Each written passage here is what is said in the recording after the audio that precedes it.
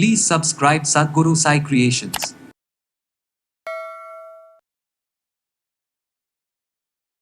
ஐயோ அவனுக்கு டிபி இருக்குது, அவங்க கிட்டேயே போகக்கூடாது, போனால் நமக்கும் அந்த டிபி வந்துடும். இம்யூனிட்டி குறைவாக இருக்கக்கூடியவர்களுக்கு ஈஸியாக அந்த தொற்று வந்துடும். சிம்டம்ஸ் எப்போ நமக்கு தெரியாமல் உடலில் மற்ற பாகங்களையும் வருதுன்றதையும் நம்ம தெரிஞ்சுக்கணும். பீரியட்ஸ் இர்ரெகுலராக இருக்கிறது, டியூபல் பிளாக்கேஜ் ஏற்படுறது, ஃபெலோபியன் டியூப்பில் பிளாக்கேஜ் ஏற்படுறது, இதோடு சேர்த்து உணவு முறைகளில் நிச்சயமாக நம்ம ஃபாலோ பண்ணி ஆகணும். நம்ம உடலில் எங்கே டிபி இருந்தாலும் நிச்சயமாக அது சித்த மருத்துவத்தில் நிரந்தரமான ஒரு தீர்வு எடுக்கலாம்.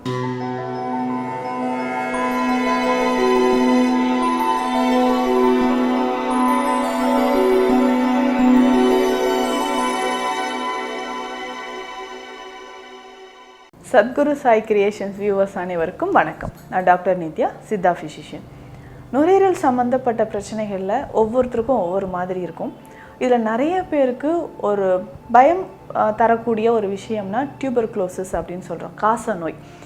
காசநோய் பெரும்பாலும் இருக்கிற நபர்களுக்கு என்ன பண்ணுவோன்னா, ஐயோ அவனுக்கு டிபி இருக்குது, அவங்க கிட்டேயே போகக்கூடாது, போனால் நமக்கும் அந்த டிபி வந்துடும் அப்படின்ற மாதிரி ஒரு சிலர் இந்த மைண்ட் செட்டில் இருப்பாங்க. இன்னும் ஒரு சிலர் நமக்கு சாதாரண இருமல் தானே, இதுக்கான சிகிச்சைகள் எடுத்தால் ஒரு கொஞ்ச நாளில் சரியாயிடும் அப்படின்ட்டு கேர்லெஸ்ஸாக இருப்பாங்க. அதே மாதிரி நமக்கு டிபி இருக்குன்னு டயக்னோஸ் பண்ணதுக்கப்புறம் கொடுக்கக்கூடிய மெடிசனாக இருந்தாலும் சரி, ஈவன் நீங்கள் அலோபதியாக இருந்தாலும் இல்லை சித்த மருந்துகளாக இருந்தாலும் கண்டினியூஸாக மெடிசன் எடுக்கணும். தொடர்ந்து 5லேருந்து 6 மாதங்கள் நிச்சயமாக மருந்துகள் எடுக்கணும். அதில் நம்ம என்ன பண்ணுறோன்னா, ஃபஸ்ட்டு கொஞ்ச நாள் மருந்து சாப்பிட்டுட்டு 6 மாதம்லாம் ஏன் எப்படி எடுக்கிறது, 1 மந்த்லேயே நமக்கு நல்லா க்யூர் ஆகிடுச்சு அப்படின்ட்டு விட்டுருவாங்க. கொஞ்ச நாளுக்கு அப்புறம் அது இன்னும் சிவியராக வர ஆரம்பிக்கும். பொதுவாக இன்றைக்கி உலக அளவில் பார்த்தோம்னா நிறைய பேருக்கு இந்த காசநோய் இருக்குன்னு சொல்லலாம். ஒரு காலத்தில் ஒரு 15 வருடங்களுக்கு முன்னாடிலாம் பார்த்தோம்னா நிறைய பேருக்கு இந்த டிபி இருந்துகிட்டு இருந்துச்சு. இப்போ கொஞ்சம் கொஞ்சமாக குறையுது. ஆனால் இதற்கான ஒரு அவேர்னஸ், சரியான ட்ரீட்மெண்ட் என்ன எடுக்கலாம், அதை தாண்டி சித்த மருத்துவத்தில் இதுக்கு தீர்வு இருக்கான்ற மாதிரி ஒரு குழப்பமும் நிறைய பேருக்கு இருக்குது. எதுக்கு சொல்கிறேன்னா, நமக்கு டிபி இருக்குன்னே தெரியாமல் நிறைய பேர் இருக்காங்க. பொதுவாக லங்ஸில் தான் இந்த டிபி வரும் இல்லைங்களா, அதாவது மைக்கோபாக்டீரியம் டியூபர்குலோசிஸ் அப்படின்னு சொல்கிறோம். இது பாக்டீரியல் இன்ஃபெக்ஷனால் வரக்கூடியது. பொதுவாக இம்யூனிட்டி குறைவாக இருக்கக்கூடியவர்களுக்கு ஈஸியாக அந்த தொற்று வந்துடும். பெரும்பாலும் நிறைய பேருக்கு இந்த பாக்டீரியா தொற்று இருக்கும், பாடியில் இருக்க தான் செய்யும். அது எப்படி நமக்கு தாக்குதல் ஏற்படுத்தி அது நோயாக நமக்கு வருதுன்னா, இம்யூனிட்டி குறைவாக இருக்கக்கூடிய நபர்களுக்கு. பொதுவாக லங் இன்ஃபெக்ஷன் ஆல்ரெடி இருக்கக்கூடிய நபர்கள், எனக்கு ஆஸ்மா இருக்குது, வீசிங் இருக்குது, சிஓபிடி இருக்குன்ட்டு ஒரு சிலர் சொல்லுவாங்க. இம்யூனிட்டி குறைவாக இருக்கா, அதுக்கப்புறம் பார்த்தோம்னா ஆல்ரெடி ஏதாவது நம்ம மெடிசன் எடுத்துக்கிட்டே இருக்கணும், ஏதாவது ஒரு நோய்க்கு மருந்து எடுத்துக்கிட்டே இருக்கிறோம்னு வச்சுக்கோங்களேன். பெயின் கில்லர்ஸ் நிறைய எடுக்கிறோம், இல்லை ஆஸ்பிரின் மாதிரியான மருந்துகள் எடுக்கிறோம்.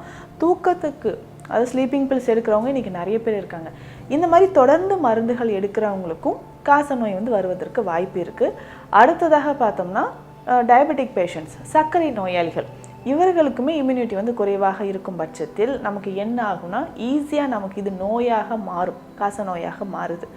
இன்றைக்கி காலகட்டத்தில் நிறைய பேருக்கு காசநோய் அப்படின்றது லங்ஸில் மட்டும்தான் வருமா, பல்மனரி டியூபர்குலோசிஸ் அப்படின்னு நம்ம சொல்கிறோம். லங்ஸில் மட்டும்தான் வருமா அப்படின்னா கிடையாது. இதில் நிறைய வகைகள் இருந்தாலும் நம்ம உடலில் போன்ஸில் நிறைய பேருக்கு வரலாம். இதில் ஏன் நான் சொல்கிறேன்னா, நம்ம கிளினிக்கு ஒரு பேஷண்ட் வந்தாங்க, போனில் டிபி இருந்து அதை கவனிக்காமல் விட்டு அது உயிருக்கு ஆபத்தான நிலையில் இருந்துச்சு. அதே மாதிரி தான் நமக்கு யுட்ரஸ்லேயும் சிலருக்கு காசநோய் வருவதற்கான வாய்ப்புகள் இருக்குது. இதுக்கு எந்த மாதிரியான ட்ரீட்மெண்ட் எடுக்கலான்ற ஒரு கன்ஃபியூஷனில் தான் இருந்தாங்க. இந்த காலகட்டத்தில் நமக்கு போனில், அதாவது இடுப்பு எலும்புகளில் வரலாம், இல்லை வெர்டிப்ரா முதுகுத்தண்டு வடத்துலேயும் டிபி வரலாம். அதுக்கப்புறம் யுட்ரஸில், குடல் பகுதியில் நிறைய பேருக்கு வரலாம். பிரெயின்லேயும் மெனிஞ்சைட்டிஸ் அப்படின்னு சொல்கிறோம் இல்லைங்களா, இந்த மாதிரி கண்டிஷன்லேயும் நமக்கு காசநோய் வருவதற்கு வாய்ப்புகள் இருக்குது. ஒன்லி நமக்கு இந்த நுரையீரலில் மட்டும்தான் இது தாக்கும். டிபி வந்தால் இரும்பிக்கிட்டே இருப்பாங்க, உடல் இழைச்சிக்கிட்டே போகும், சளி தொந்தரவு அதிகமாக இருக்கும். சில நேரங்களில் அந்த ஸ்பூட்டம், சளியில் பிளட் கலந்து வரும். இந்த சிம்டம்ஸ் எல்லாமே நமக்கு தெரியும். ஆனால் சிம்டம்ஸ் எப்போ நமக்கு தெரியாமல் உடலில் மற்ற பாகங்களையும் வருதுன்றதையும் நம்ம தெரிஞ்சுக்கணும். இப்போ குடல் பகுதியில் நமக்கு டிபி இருக்குன்னா சிம்டம்ஸ் லேட்டாக தான் தெரியும். பெண்களுக்கு அதே மாதிரி ஓவரிஸ்லேயோ இல்லை யுட்ரஸ்லேயோ நமக்கு காசநோய் வருதுன்னா அதற்கான சிம்டம்ஸும் நமக்கு ரொம்ப லேட்டாக தான் தெரிய ஆரம்பிக்கும். முதுகு தண்டுவடத்துலையோ இல்லை போன்லேயோ நமக்கு டிபி இருந்துச்சுன்னா அதுக்கான சிம்டம்ஸும் லேட்டாக தான் தெரியும். இப்போ உதாரணத்துக்கு போனில் டிபி இருந்துச்சுன்னா அந்த போன் மேரோவில் அட்டாக் பண்ணும்போது நமக்கு ரத்தத்தோட WBC cells, RBC cells, platelets இது எல்லாமே குறைய ஆரம்பித்து உடலோட இயக்கமே பாதிப்பு ஏற்படுதுன்னு சொல்லலாம். அதே மாதிரி யுட்ரஸ்லேயோ இல்லை ஓவரிஸ்லேயோ நமக்கு வந்து டிபி அட்டாக் ஆகிருக்குன்னா பீரியட்ஸ் வந்து இர்ரெகுலராக இருக்கிறது, டியூபல் பிளாக்கேஜ் ஏற்படுறது, ஃபெலோபியன் டியூப்பில் வந்து பிளாக்கேஜ் ஏற்படுறது, இந்த மாதிரியான சிம்டம்ஸ் இருக்கும். இதுக்கப்புறம் பார்த்தோம்னா மூளையில் நிறைய பேருக்கு ஏற்படுறது பார்த்தோம்னா பிரெயின் செல்ஸில் வந்து அஃபெக்ட் பண்ணுறது, ஒரு சைடு வந்து பக்கவாதமோ இல்லை ஸ்ட்ரோக் மாதிரியான சிம்டம்ஸ் ஏற்படுறது, இந்த கண்டிஷன் இருக்கும். பொதுவாக நம்ம உடலில் எங்கே டிபி இருந்தாலும் நிச்சயமாக அது சித்த மருத்துவத்தில் நிரந்தரமான ஒரு தீர்வு வந்து எடுக்கலாம். நம்ம பண்ண வேண்டிய விஷயம் என்னென்னா தொடர்ந்து மருந்துகள் எடுக்கணும். குறைந்தது 4 மாதங்கள் வரைக்கும் தொடர்ந்து மருந்து எடுக்கணும்.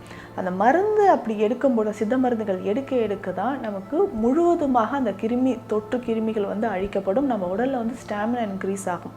பொதுவாகவே நிறைய நோய்களுக்கு இன்றைக்கி மற்ற மருத்துவத்தினால் குணப்படுத்த முடியாத நிறைய நோய்களுக்கு சித்த மருத்துவத்தில் தீர்வு இருக்குது. அதே மாதிரி தான் இந்த காச நோய்க்கும் டிபி அப்படின்னு சொல்கிறோம் இல்லைங்களா, இதற்குமே தீர்வு இருக்குது. இப்போ லங்ஸில் ஏதாவது நமக்கு ஒரு ப்ராப்ளம் இருக்குன்னா, நாட்பட்ட ஆஸ்துமா இருக்குது, எனக்கு COPD இருக்குது அப்படின்னு சொல்கிறவங்களுக்கு நம்ம சித்த மருத்துவத்தில் மருந்துகள் நம்ம எடுக்கிறோம்.